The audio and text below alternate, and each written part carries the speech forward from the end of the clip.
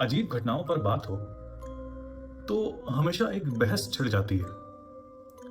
कुछ लोगों को ये थ्रिलिंग लगता है और कुछ लोगों के लिए ये बकवास होती है। पर जब भी रहस्य छुपा होता है तो हर एक आदमी सोच में पड़ जाता है। हैदराबाद के एक पॉश इलाके कुंदन बाग में एक कोठी की कहानी कुछ ऐसी ही है। Welcome to dark files India, राजनामा एपिसोड 1।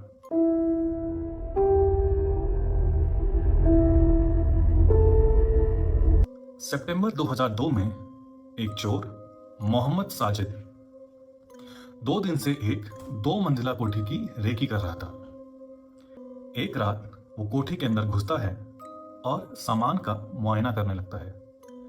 सामान को देखते देखते वो ऊपर फर्स्ट फ्लोर में बेडरूम की तरफ घुसता है और उसकी हालत खराब हो जाती है। बेड पर 3 लोग लेटे हुए थे, एक माँ और उनकी 2 बेटी। पहले तो उसको लगा कि वो दोनों सो रहे हैं। हिम्मत करके वो दबे पांव उनके पास जाता है और उनको करीब से देख के उसकी सांसें थम जाती हैं। वो 3 लोग मर चुके थे।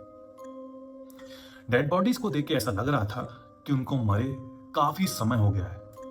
वो घबरा जाता है। डर के मारे वो बाहर भागता है और अपने आप को संभालने की कोशिश करता है।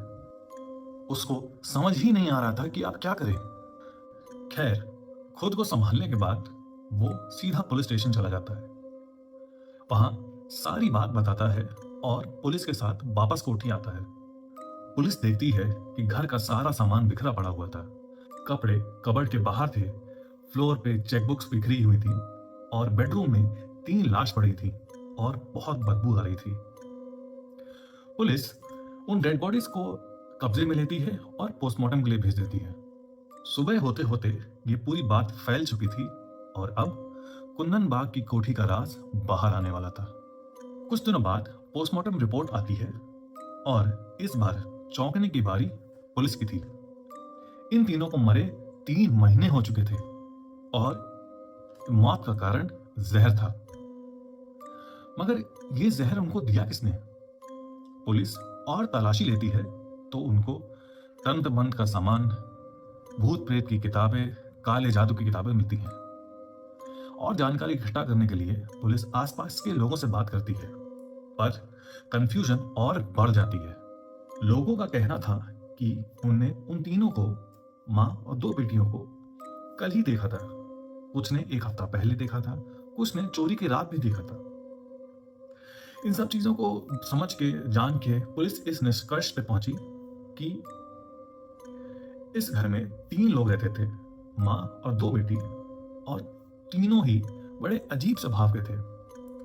लोगों का कहना था कि वो माँ और दोनों बेटियां रात में कैंडल लेके पूरे घर के ओर चारों तरफ चक्कर लगाते हैं।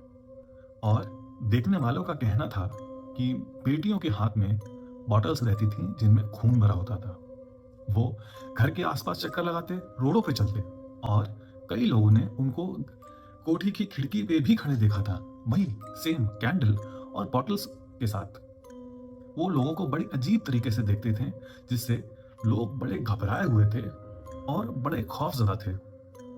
खैर, पुलिस ने अपनी इन्वेस्टिगेशन चालू करी और 3 महीने बाद रिपोर्ट सबमिट करी।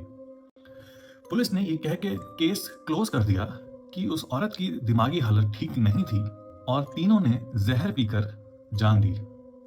इसमें कोई फाउल प्ले नहीं था, कुछ भी नहीं था। मगर जो लोगों ने देखा वो क्या था? और एक ने नहीं, कई लोगों ने देखा। एक बार नहीं, कई बार देखा। यहां तक कि पास के कॉलेज के स्टूडेंट्स ने भी एक कंप्लेन की थी कि ये तीनों, माँ और 2 बेटी, कैंडल और खून से भरी बॉटल्स लेके रात को टहलती हैं। ये सब क्या था? इसका सच क्या था?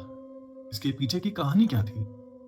कोई नहीं जानता और ये आज भी राज है। आज भी कुंदन बाग का वो कोठी बंद पड़ी है। वहां आसपास कोई नहीं जाता, पर ये कहानियां, ये किस्से आज भी वहां चलते हैं। आपका क्या सोचना है? कमेंट करके बताएं। और ऐसे ही एक्सपीरियंसेस अगर आपके हैं तो उनको कमेंट करके शेयर करें और वीडियो को लाइक करें और चैनल को सब्सक्राइब करें।